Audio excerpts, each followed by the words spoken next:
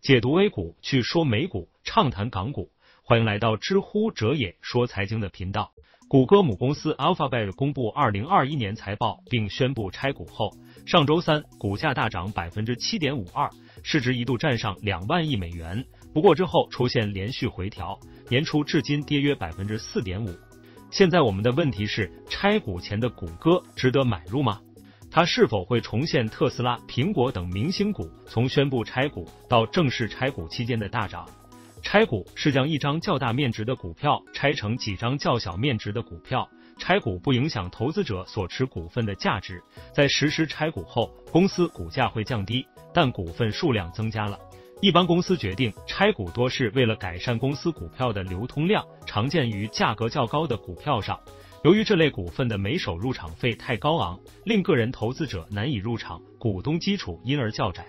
而拆股有利于扩大投资者基础，吸引更多投资者参与，增加交易量和流动性。因此，拆股常被投资大众视为公司管理层看多股价后市的吉兆。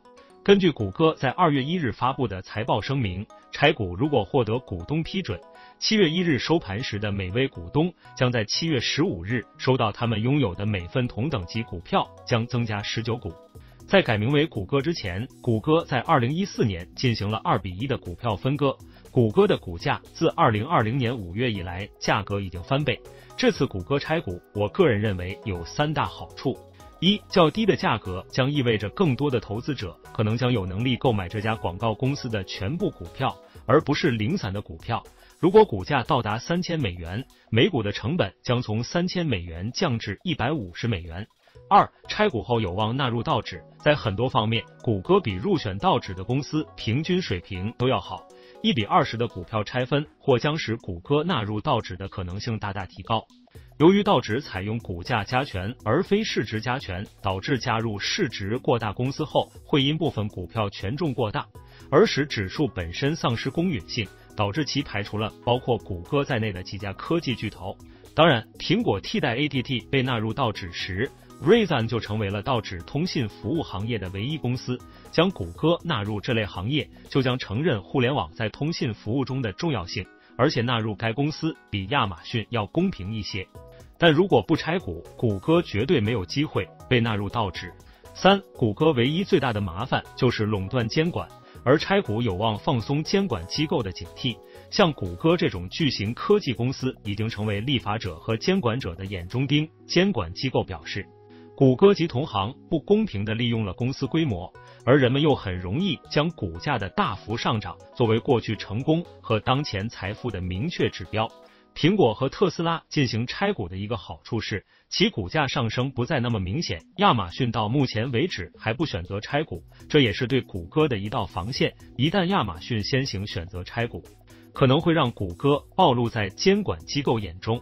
对于谷歌来说，现在最好抓住机会与同行进行接轨。在苹果和特斯拉决定打破僵局宣布拆股之前，谷歌的投资者几乎没有机会看到股票拆分，现在终于实现了。当然，这一变化需要股东批准，但通过的可能性还是比较高的。从基本面来看，不一定会很重要，但拆股大概率会将谷歌的股价再次推向历史新高。综合估值考虑，公司的市盈率降至明年利润预期的22倍，较纳指100折价 16%， 还是在合理区间。激进的人甚至可以参考苹果和特斯拉拆股后的走势进行追高。